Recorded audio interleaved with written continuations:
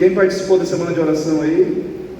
Amém, glória a Deus. Continua firme nesse propósito, que acaba no domingo, né? Até lá tem uma jornada ainda, tem mais uns 2 dias. Louvado seja o nome do Senhor Jesus.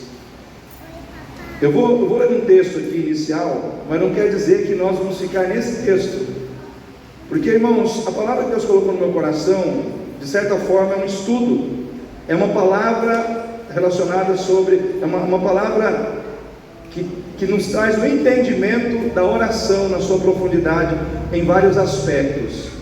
E nós estamos aqui há uma semana orando, mas será que você entende na profundidade o que é orar?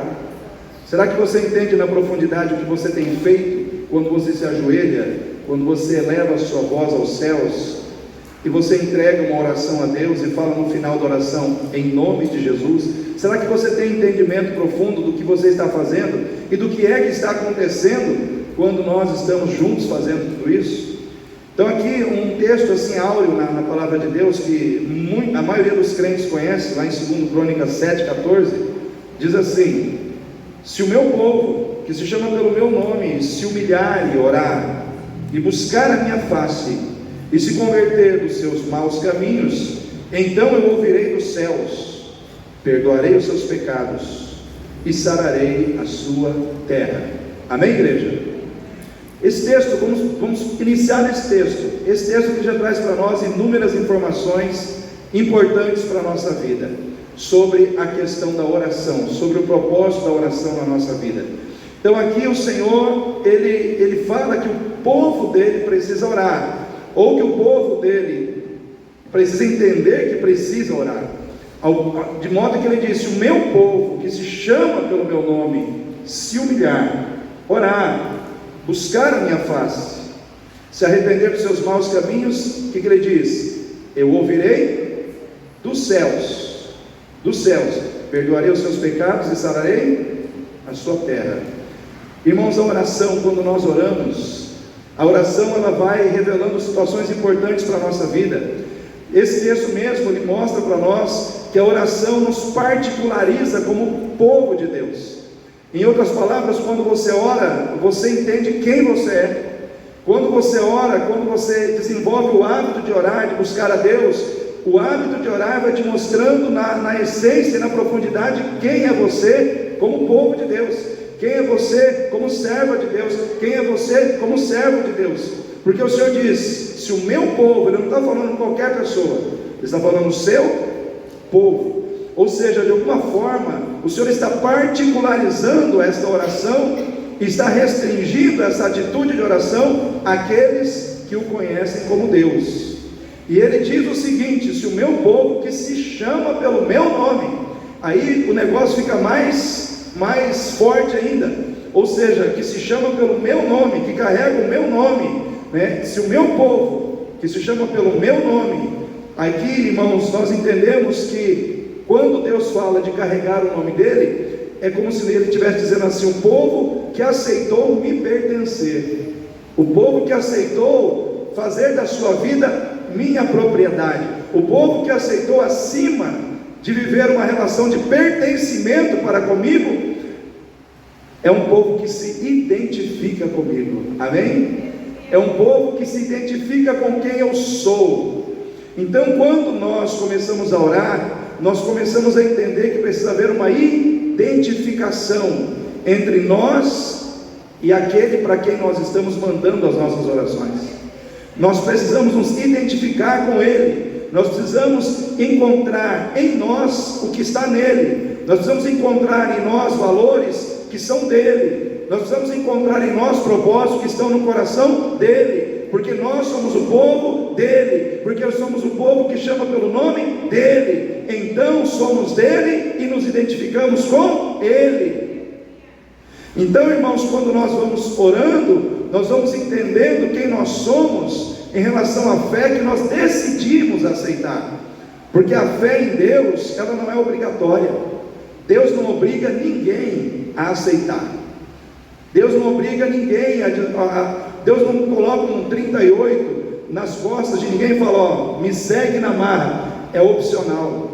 Aquele que crê, né? Jesus diz: aquele que quiser vir após mim. Em outras palavras, está dizendo assim: tem que querer, tem que ter vontade, tem que ter desejo, tem que partir de uma atitude voluntária, de fé. Então, se você aceitou ser de Deus, nada mais justo de que você viva segundo os parâmetros que Deus estabeleceu para a sua vida, segundo os parâmetros que Deus estabeleceu para as nossas vidas. E à medida que nós vamos vivendo essa fé, nós vamos entendendo quem nós somos como povo de Deus, e nós vamos entendendo quem é o Deus que nós servimos. E quando eu olho para esse texto, irmãos, uma coisa fica clara para mim: que o Deus que a gente serve, primeiro, é um Deus santo.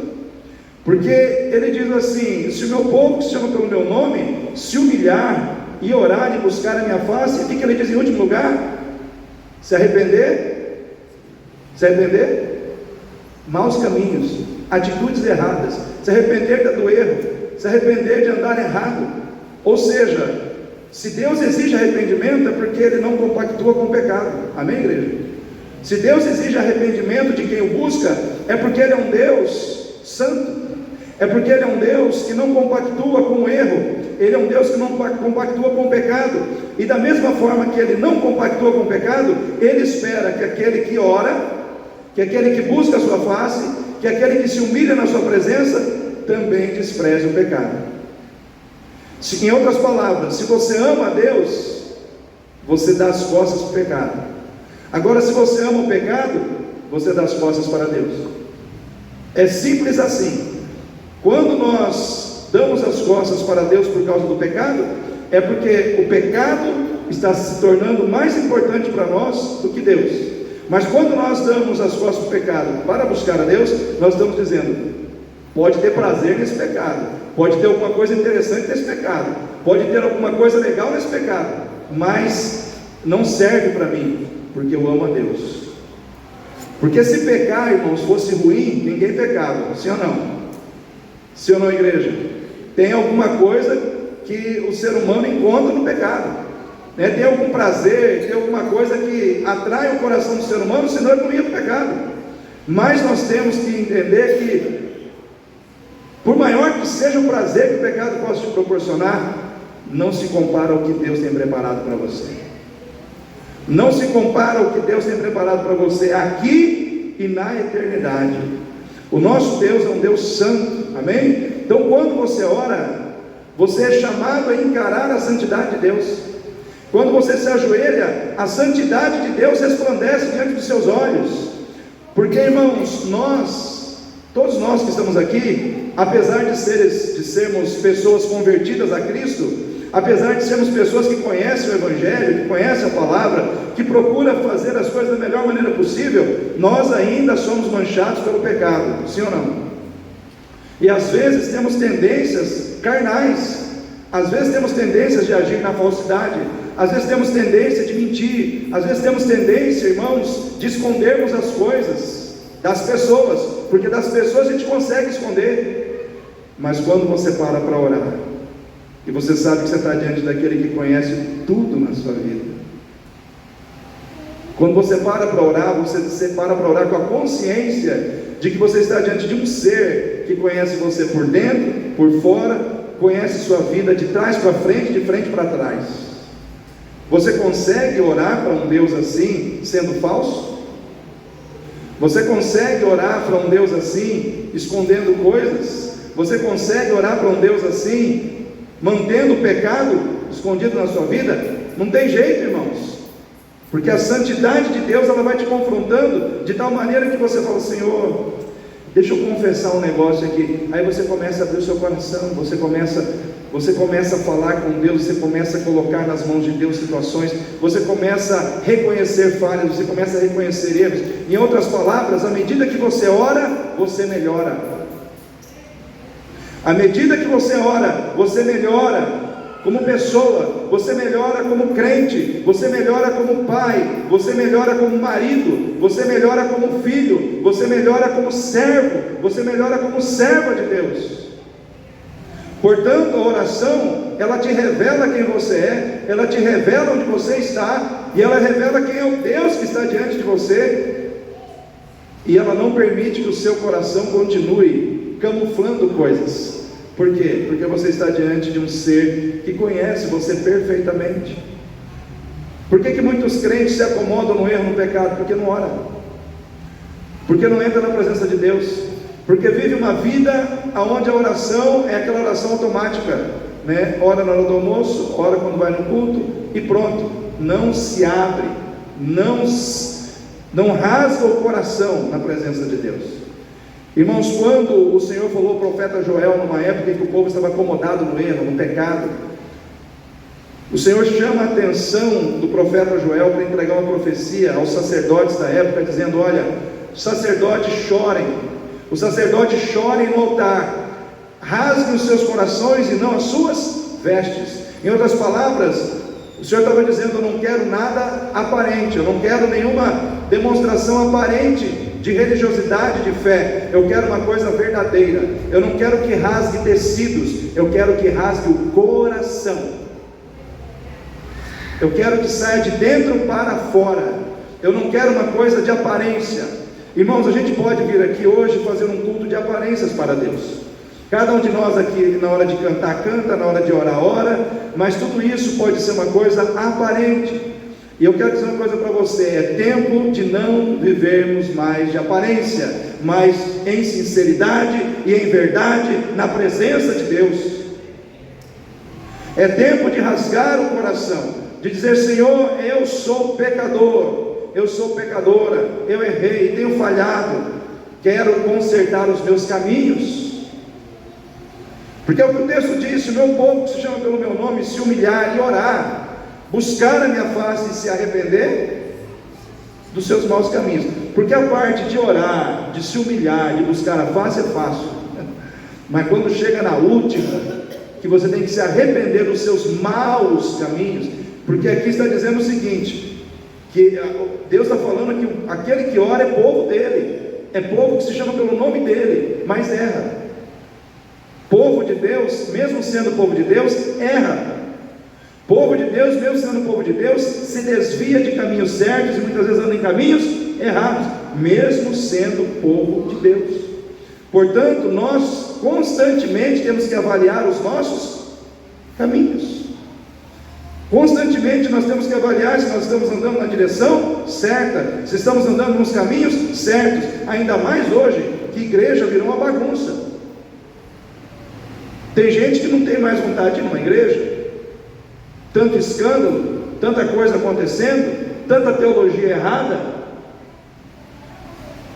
um evangelho que não parece evangelho, um evangelho onde as pessoas se tornaram Deus e Deus se tornou servo das pessoas, porque as pessoas estão indo muitas vezes a uma igreja para satisfazerem desejos pessoais e não para entender um plano que foi estabelecido em Cristo, que a coloca na posição de servo, de serva de Deus, para fazer uma obra, para que o nome de Deus seja glorificado na terra. As pessoas querem um Deus que sirva, e não um Deus para ser servido. E eu quero dizer para você aqui nessa noite, o Deus que está aqui é o Deus que busca servos e servas. Quem quer servir a Deus? Está na hora de quebrar a dureza do coração, está na hora de baixar a crista, está na hora de entender que Ele é Senhor, Ele é Deus, e nós somos seus servos. Nós somos seus servos. Tem uma frase que diz que manda quem pode, obedece quem tem juízo. Você não tem juízo, crente? Irmãos, quando eu pego um crente que está desobedecendo a Deus, está sem juízo, não é possível, né? Está comprando uma briga que não pode vencer, está comprando uma briga que vai se dar mal. Porque se você briga com o diabo, Deus te defende. Mas se você brigar com Deus, não tem quem te defenda, né?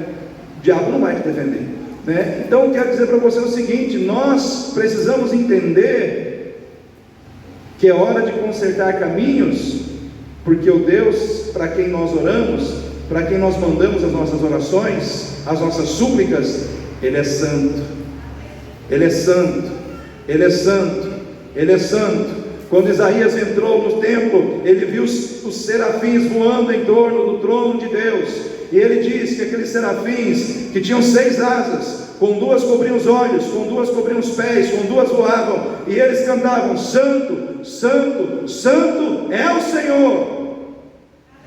Santo é o Senhor, ou seja, Deus é santo. Por isso, Ele pode pedir e cobrar de mim e de você santidade, porque Ele é santo. Deus não é, irmãos, um Deus que compactua com o pecado, que compactua com o erro. Ele ama o pecador. Ele pega o pecador mais que está lá no chão, todo derrubado, detonado, destruído no pecado. Ele levanta aquela pessoa, não importa o quão sujo aquela pessoa esteja, porque Deus ama o pecador. Mas depois que Ele levanta, Ele lava, Ele fala: ó, lá não é mais para você não, hein? Aquela lama não te pertence mais, né? Aquele pecado não faz mais parte da sua vida, porque eu te resgatei para ser meu, para ser minha. Amém, irmãos? Segundo, o Deus que nós servimos é o Deus que está nos céus. Amém? Fala para o seu irmão aí: Deus está no céu. É o Deus que está no céu. Ele tem o seu trono no céu, né? Porque diz assim: se o meu povo, que se chama pelo meu nome, se humilhar e orar e buscar a minha face e se arrepender dos seus maus caminhos, então eu ouvirei da onde? Do céu. Então, ou seja, você ora aqui, Ele ouve lá. A sua oração é feita na terra, mas Deus, Ele ouve do céu, e do céu Ele envia a resposta. Do céu Ele envia perdão para quem se arrepende. Do céu Ele envia cura. Ele envia cura sobre aqueles que estão enfermos. Do céu. Por isso, irmãos, quando Jesus Ele ensina a oração aos seus discípulos, os discípulos, eles olharam Jesus, eles estavam andando com Jesus, mas chegou um momento que Ele falou, os discípulos chegaram para Ele e falaram: Senhor, podemos pedir algo para o Senhor? E o Senhor falou: pode. O que vocês querem? Ensina-nos a orar. Ensina-nos a orar. E aí Jesus diz: então vamos lá, pega aí a oração.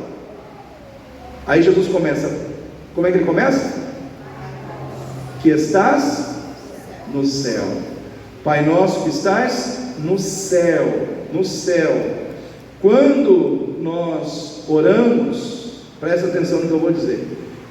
Como eu disse no início dessa palavra, a gente vem aqui a semana inteira, se ajoelha, ora. Você entende o que você está fazendo? Você entende a dimensão, a profundidade daquilo que você está fazendo? É apenas uma oração. Não é apenas uma oração.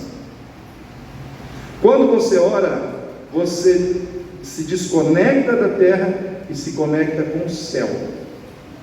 Você sai do mundo terreno. Você sai do mundo terreno e você entra num reino superior. Você entra num reino maior. Você entra num reino celestial. Você entra num reino espiritual através das suas orações. É como se você pegasse um elevador, apertou o botão, céu. Senhor, cheguei para falar com o Senhor. Você sai da terra e entra no céu. Então, quando você ora, você entra no céu. Você começa a mergulhar no reino do céu, porque Deus está assentado no seu trono que está no céu. Tudo vem do céu. João Batista diz: nada nos é dado se do céu não nos for dado. Ou seja, tudo vem do céu. As bênçãos que você recebeu hoje vieram do céu. Os livramentos que você recebeu hoje no trânsito vieram do céu. As vitórias que você tem recebido, tem tudo vindo do céu. É do céu, porque o Senhor tem o seu trono no céu. E quando você começa a entrar no céu, em oração, os valores do céu, o poder do céu, a atmosfera do céu começa a entrar na sua vida. E aí, irmãos, sabe o que acontece? O Espírito Santo de Deus, o Espírito Santo de Deus começa a se mover, porque a nossa oração, ela traz a ação do Espírito Santo sobre a nossa vida.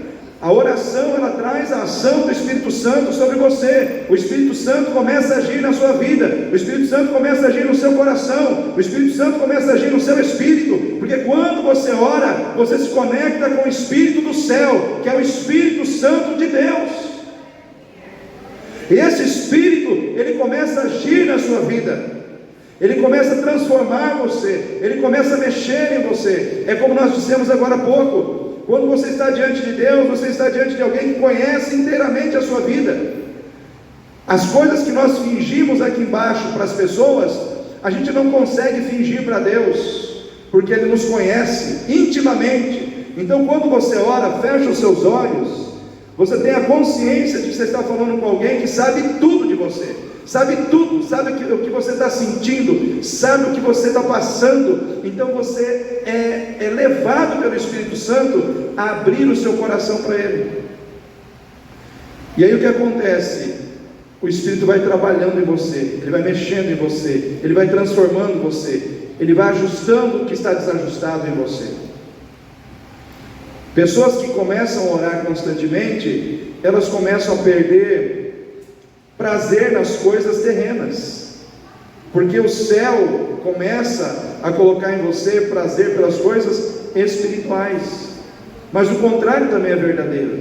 Quem não ora começa a sentir prazer nas coisas terrenas, e para orar é uma lástima, para orar é difícil.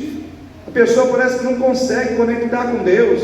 Ela vai ajoelhar, aí vai falar com Deus, sai pizza, ela pensa em qualquer outra coisa, a mente dela está longe, está distante, não consegue encontrar as palavras, e vai patinando ali, que nem um carro que está tentando sair do lugar e não consegue. Por quê? Porque a mente está muito ligada com a terra, com as coisas da terra.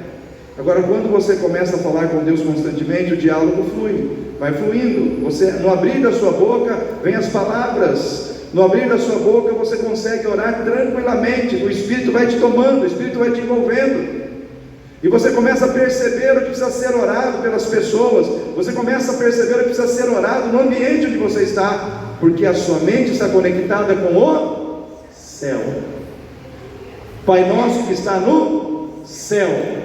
Tudo está, vamos dizer assim, irmãos, a oração, ela te tira da terra e te coloca no céu. E aí a ação do Espírito Santo vem sobre a sua vida. Abra a sua Bíblia em Zacarias, capítulo 12, versículo 10. Zacarias 12, 10. O que está escrito lá no livro do profeta Zacarias? É um dos últimos livros do Velho Testamento. Antes de Malaquias, Zacarias.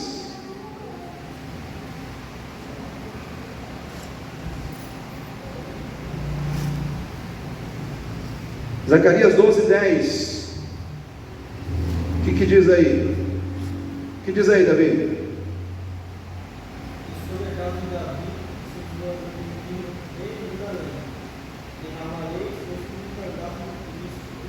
Para por aí, olha só. Mas sobre a casa de Davi e sobre os habitantes de Jerusalém derramarei o espírito de graça e de súplica. Súplica, o que é súplica? Súplica é pedido, súplica é oração. Sabe quem é o Espírito Santo? O Espírito Santo é o espírito de oração.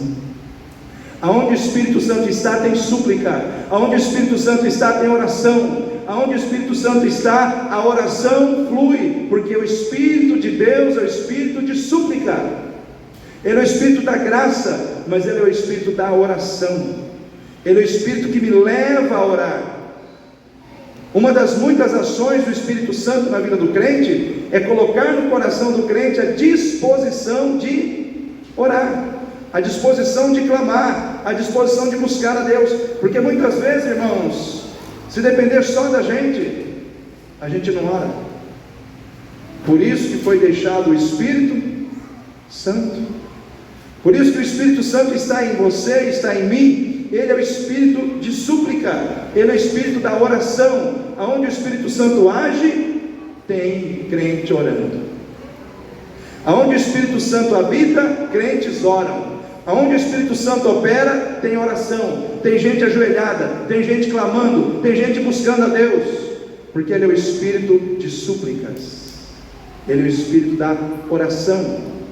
Romanos 8, 26 diz: porque o espírito O Espírito nos ajuda nas nossas fraquezas, porque o próprio Espírito nos ajuda nas nossas fraquezas, porque não sabemos como orar, mas o Espírito Santo intercede por nós com gemidos inexprimíveis. Olha só, nós não sabemos como orar. Nós não sabemos como orar. E quem é que nos ajuda? O Espírito Santo, com gemidos inexprimíveis. Quando você está orando, o Espírito de Deus está ali com você. Ele está ali traduzindo para o Pai aquilo que você não consegue, aquilo que você não consegue passar.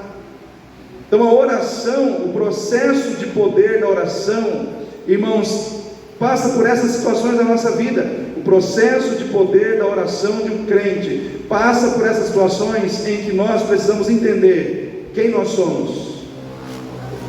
Se o meu povo, que se chama pelo meu nome, quem nós somos? Somos povo de Deus. Somos o povo que se chama pelo nome de Deus. Como o povo que se chama pelo nome de Deus, nós somos propriedade de Deus. Somos pessoas que vivemos um relacionamento de pertencimento para com Deus. Ele é o nosso dono, Ele é o nosso Senhor, nós pertencemos a Ele. Como o povo que se chama pelo seu nome, nós somos pessoas que se identificam com Deus. Ou seja, aquilo que está em Deus, também está em nós. Se Deus é santo, nós somos santos. Se Deus é amor, nós também temos amor. Se Deus abomina o pecado, nós também abominamos. O processo de oração passa por isso. O processo de oração passa, irmãos, pelas questões que envolvem a santidade de Deus. Um Deus que diz: se meu povo, que se chama pelo meu nome, se humilhar e orar e buscar a minha face, e se arrepender dos seus maus caminhos, quer dizer que Deus é um Deus santo, que não permite que o seu povo ande em maus caminhos. Então envolve arrependimento, envolve abandono de pecado. Por quê? Porque Ele é Deus santo, amém? Mas Ele é o Deus que está nos céus. Dos céus eu ouvirei, dos céus eu ouvirei, perdoarei, sararei, dos céus. Ele é o Deus que está nos céus.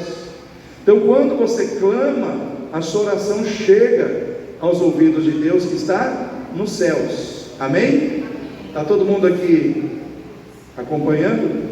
Então o primeiro processo relacionado a uma oração que Deus atende, a oração que Deus recebe e se compromete em atender, são essas questões. A segunda, vamos dizer assim, a segunda ênfase é que a oração ela precisa agradar o coração de Deus, ela precisa estar de acordo com a vontade de Deus. Quando nós oramos, nós precisamos orar segundo a vontade de Deus. Se você abrir sua Bíblia lá em 1 João 5,14, 1 João 5,14,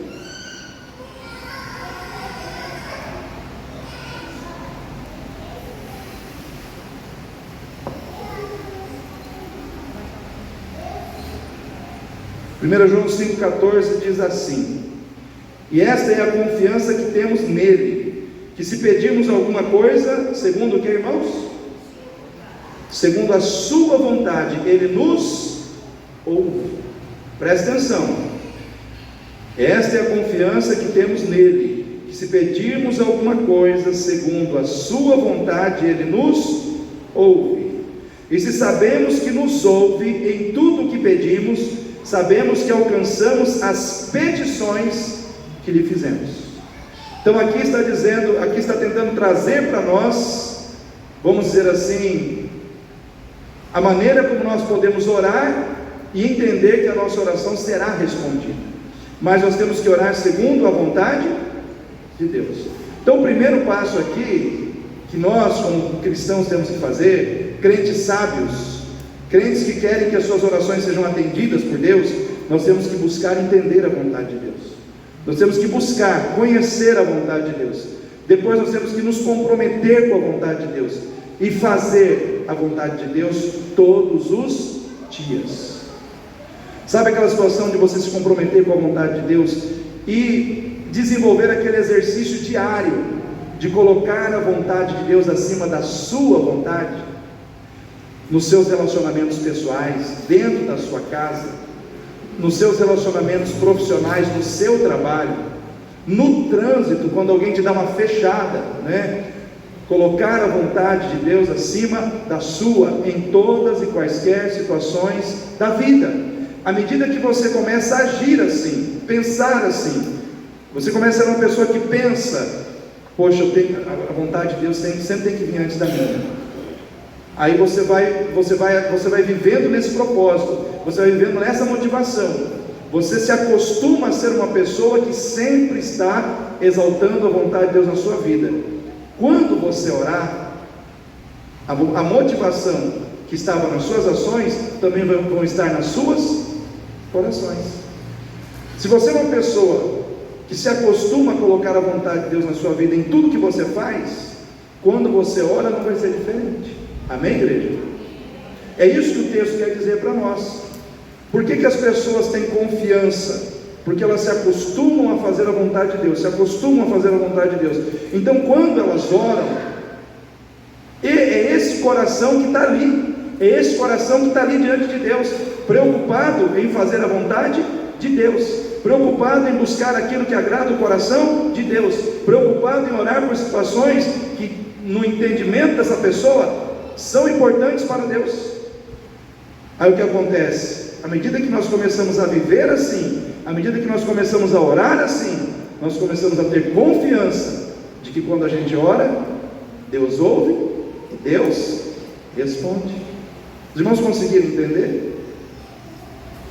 Um exemplo para mim na Bíblia que me chama muito a atenção é o exemplo do leproso, que está lá em Marcos 1,40. Diz a palavra de Deus que aquele homem leproso, ele passa pelo meio da multidão e ele se apresenta diante do Senhor Jesus, e ali diz que ele o adora. Em outras palavras, ele se prostra diante do Senhor.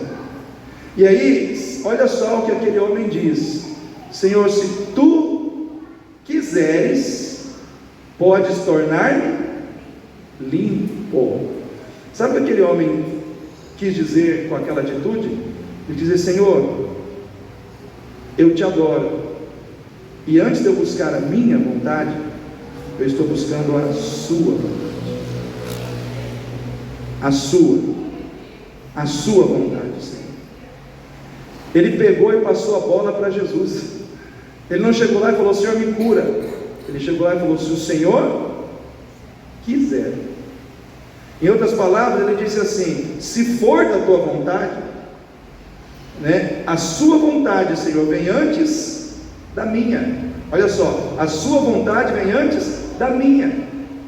Então nós temos a imagem de um homem que estava carregando uma enfermidade que destruía completamente o seu corpo, um homem que possivelmente tinha dentro do seu peito um coração cheio de frustrações, de decepções. Por quê? Porque um leproso não podia casar. Sim ou não, irmãos? Não podia casar. Ele não podia sonhar com uma família, ele não podia sonhar em ter um emprego, ele não podia sonhar com as coisas que para todo mundo naquela época era natural, era comum. Mas por ele ser leproso, ele estava impedido de pensar pelo menos em ter um relacionamento amoroso e afetivo com uma mulher. Ele não poderia nem pensar num namoro, ele não podia pensar num casamento, ele não podia pensar no emprego. Ou seja, com certeza era uma pessoa que trazia dentro de si muitas tristezas, que trazia dentro de si situações amargas, de decepção. Mas com todas as tristezas, com todas as amarguras, com todas as decepções, ele estava na presença de Deus, ele estava buscando o Senhor, triste, com um monte de impossibilidades na vida, mas orando, mas buscando, mas pagando o preço de colocar a sua vida diante do Senhor. Ele não usou os seus problemas como desculpa, como muita gente faz, para não buscar a Deus. Não vou buscar a Deus porque eu estou ruim, porque eu estou mal, porque eu estou assim. Não, eu estou mal, agora sim é que eu vou buscar a Deus. A situação está ruim para mim, mas isso não vai me impedir de buscar a Deus. Ele tinha uma lepra, né? Ele era alguém que era forçado a morar longe das outras pessoas, porque a lepra, ela era tremendamente contaminante, né? Ela contagiosa. Então, só de tocar na roupa do leproso, você poderia contrair uma lepra. Então, ele tinha que, aonde ele tinha que passar gritando: imundo, imundo sou. Imagina você passar dizendo que você é imundo, né? Aonde você estava? Que situação vergonhosa, que situação que diminuía.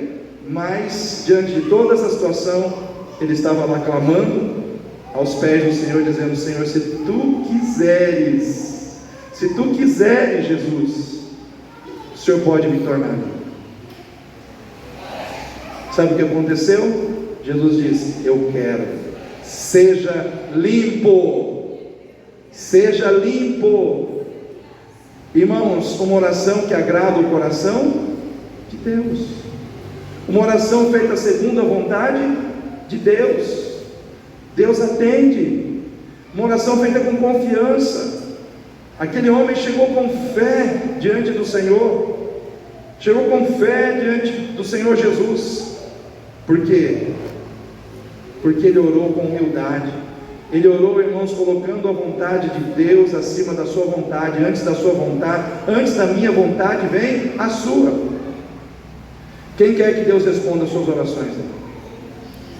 Tem muito crente que quer que Deus responda as suas orações, mas muitas vezes dentro da sua casa ele não está colocando a vontade de Deus acima da dele. Dentro do seu ambiente de trabalho ele não está colocando a vontade de Deus acima da dele. Não está colocando a vontade de Deus acima da dele quando está diante de uma rede social, vendo um monte de porcaria. Desculpa a expressão, irmãos, é que eu sou direto, eu não fico fazendo enrolação, né? Porcaria, coisa que não vale nada. Tem muita gente perdendo tempo com porcaria, olhando besteira, né, em WhatsApp, olhando besteira em rede social. Irmãos, Facebook eu cancelei. Primeiro que eu não tenho tempo para ficar respondendo Facebook. Eu sei que se eu entrar em rede social, toda hora eu vou ter que responder alguma coisa. Então cancelei, não tem mais Facebook. Instagram eu tenho só para me passar mensagem. Eu corto um pedacinho das pregações que eu prego, ou no domingo à noite, mando lá no Instagram e, enfim, quem receber, receba a bênção ali. Mas eu não fico perdendo tempo vendo coisa que não me edifica, vendo coisa que não me aproxima de Deus, porque senão eu adquiro uma mente, presta atenção, eu adquiro uma mente irresponsável, eu adquiro uma mente de criança. O que é uma mente de criança, pastor? É a mente de uma pessoa adulta, que você não pode contar com ela, que não se dá bem cumprindo compromissos, que não consegue cumprir responsabilidades. É adulto, mas a mente não é de adulto. A mente é uma mente que se perdeu, é uma mente desconexa, é uma mente distraída. E Deus não quer esse tipo de mente dentro da sua cabeça. Ele quer que você tenha uma mente conectada com a mente dele. Porque no momento que Ele colocar alguém diante da tua vida que precisa de oração, Ele quer que você ore. No momento que Ele colocar diante de você uma pessoa que precisa ser ajudada, Ele quer que você ajude. Por que muitos crentes não fazem nada? Porque estão desconectados de Deus, desconectados de uma vida de oração, de uma vida de oração.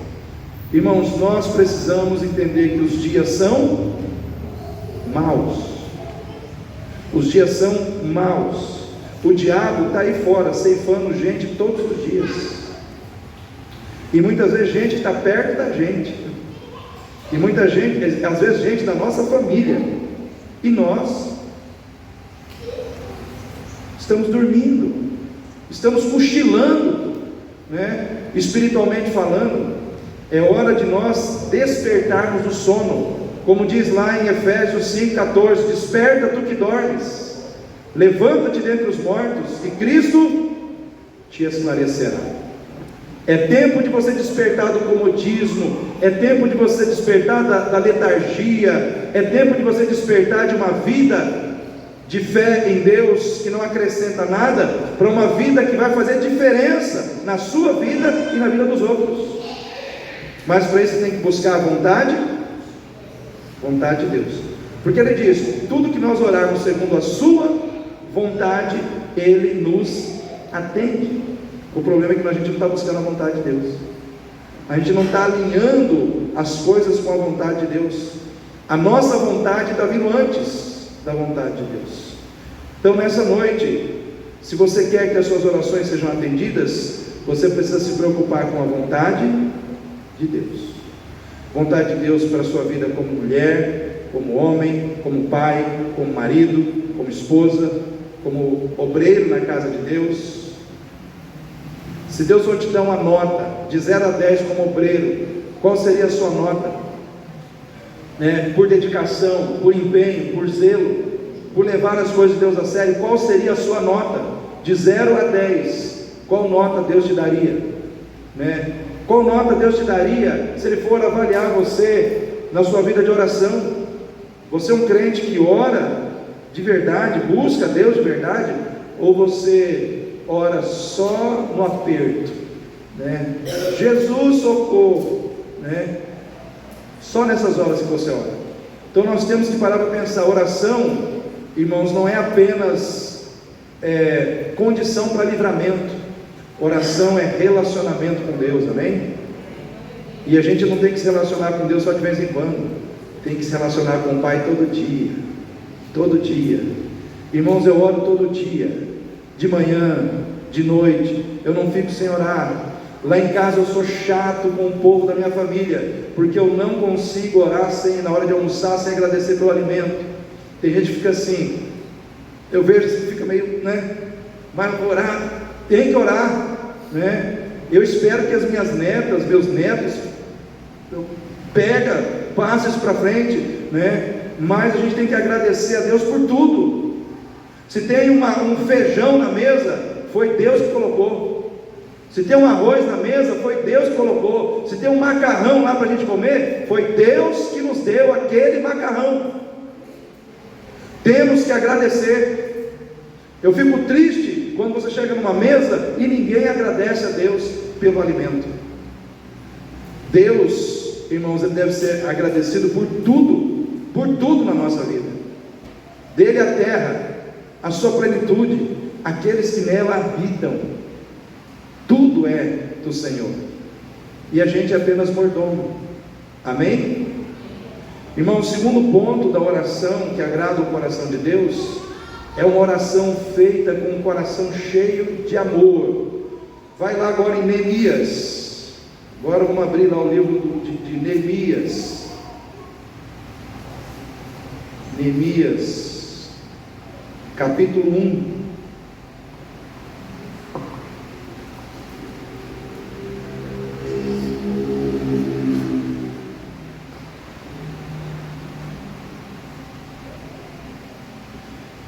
Neemias capítulo 1,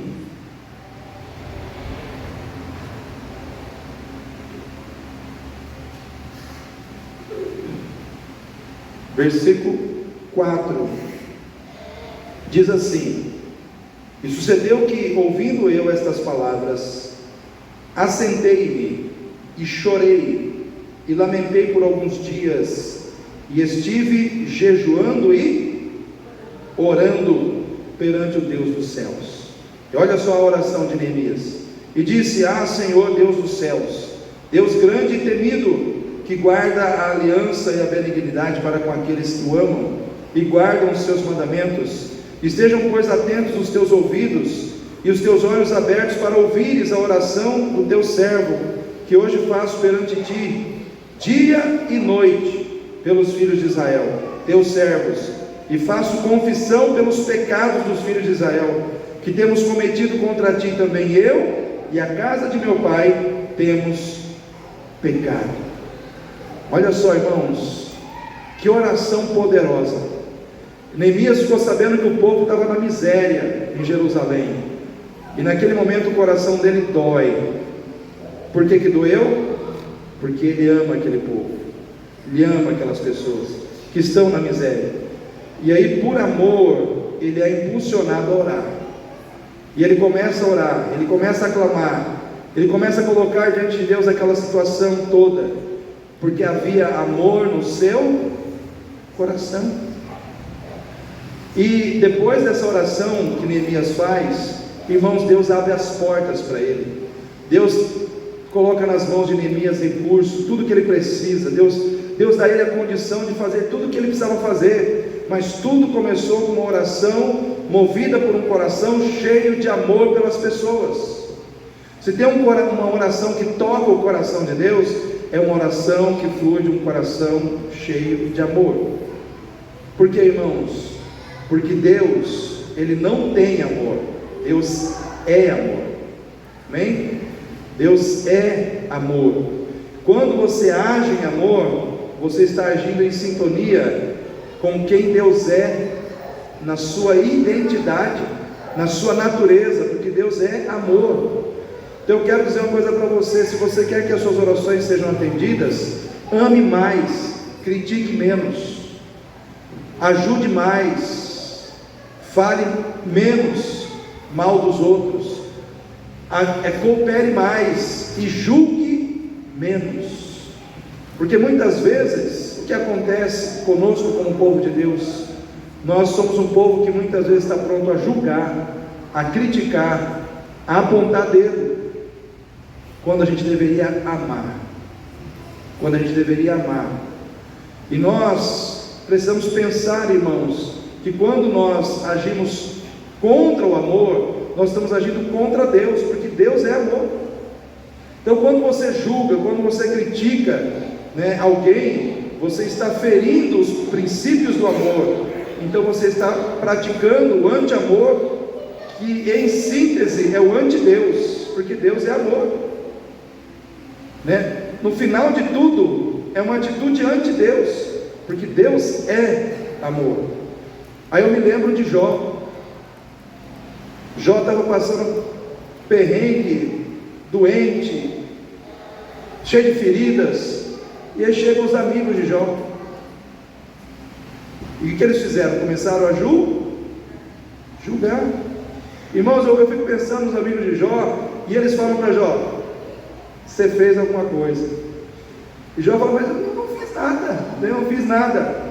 Irmãos, e eu fico pensando assim, que tem gente que muitas vezes começa a julgar, vê o outro passando por necessidade, vê o outro passando por situação, ao invés de ajudar, ele prefere julgar. Tem gente que fala assim: eu sabia, esse aí fez alguma coisa, é por isso que está passando por isso, merecia mesmo. Irmãos, nós não podemos julgar ninguém, não cabe a nós julgarmos ninguém. Jó foi julgado pelos seus amigos. Melhor seria se os amigos não tivessem ido lá, porque revezavam, a hora que um parava de importunar, vinha o outro, e aí acabou o julgamento 1, veio 2, agora veio 3, e ele não tinha feito nada, mas estava sendo julgado. O fato é que muitas vezes, quando nós estamos passando por dificuldade, é difícil as pessoas se colocarem nos lados para nos, mas é muito fácil alguém levantar o dedo para julgar. E quando a gente faz isso, a gente está bloqueando as nossas orações. Sabia disso?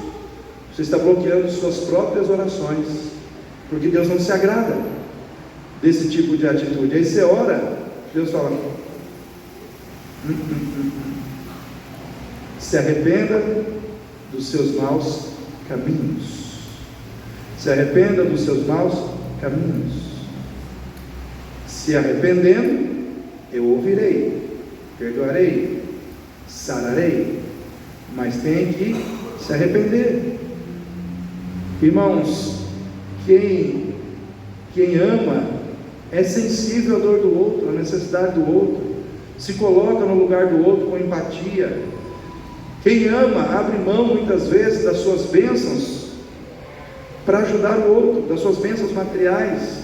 Usa aquilo que Deus tem dado para abençoar os outros. Quando a gente age assim, a gente ora a Deus, Deus atende, Deus manda do céu a resposta de forma rápida. Irmãos, Deus é um Deus que está pronto a agir, mas nós muitas vezes não estamos prontos a orar do jeito que Deus quer que a gente ore. Por isso eu digo que orar não é um atozinho qualquer. Você tem que vasculhar o seu coração, você tem que saber quem você é, você tem que olhar para as situações que precisam ser consertadas, você tem que olhar para dentro do seu coração e ver se no relacionamento que você tem com as pessoas não está faltando amor, ou se você não tem agido com anti-amor dentro das suas relações pessoais, porque senão isso bloqueia as suas orações. Lá em 1 Pedro, fala do marido e da mulher, que o marido deve tratar a esposa como vaso mais frágil. Aí lá no final diz, para que não sejam impedidas as vossas orações. Você consegue entender que a relação nossa aqui na vertical, ela tem a ver com a nossa relação com Deus, a nossa relação na horizontal, tem a ver com a nossa relação com Deus na vertical? O que nós fazemos de errado aqui, tem interferência aqui, né? Então, se o marido não trata a esposa como vaso mais frágil, a maltrata, a fere, judia da esposa, quando ele ora, o céu fica de bronze, o céu se fecha, Deus não ouve. Então você consegue entender que orar não é simplesmente você vir, levantar a mão, erguer a voz. Existe um processo que precisa ser desenvolvido, né? Orar não é apenas um ato, é um estudo de entender a vontade de Deus, de praticar a vontade de Deus, de se ajustar àquilo que Deus quer, para que Deus possa fazer o que nós precisamos que seja feito. Então nós estamos aqui orando uma semana, para a honra e glória do Senhor. Eu consegui entregar um jejum hoje de 7 dias, estava 7 dias em jejum. O bom é que eu perdi uns quilinhos, né? Já foi uns quilinhos embora, mas melhor ainda é sentir mais de perto o Pai, é sentir mais de perto a presença de Deus, é sentir o poder de Deus, a glória de Deus. Então quando a gente jejua, a gente está matando a carne. O seu maior inimigo não é o diabo, o seu maior inimigo é aquele que você olha no espelho de manhã, né, que está ali diante de você. O seu maior inimigo é você. Quando você está na carne, você é o pior inimigo que você tem. Por quê? Porque você faz tudo que não deveria fazer e dá todas as brechas que o diabo precisa para que ele possa fazer alguma coisa contra você mesmo. Porque se você fechar as suas brechas, o diabo nem passa perto de você. Por isso que a Bíblia diz: resistir ao diabo e ele fugirá de vós. Pastor, como é que resiste ao diabo? Jejuando, orando, fazendo a vontade de Deus. O que acontece? O diabo ganha rumo, ele não se aproxima da sua casa, da sua vida. Mas a gente não quer orar, não quer cultuar, não quer ler a Bíblia, né? Aí a gente vai se esfriando, e o diabo vai chegando, e Deus vai se afastando. Não é que Deus vai se afastando, a gente vai se afastando de Deus, e aí daqui a pouco as coisas não estão do jeito que a gente gostaria que elas estivessem. Resumindo, se você quer viver o melhor de Deus, está nas tuas mãos, está nas tuas mãos a condição de viver isso. É você que decide. Está nas tuas mãos buscar a Deus, está nas tuas mãos se ajustar à vontade de Deus. Só depende de você. Amém, igreja? Vamos colocar em pé nesse momento.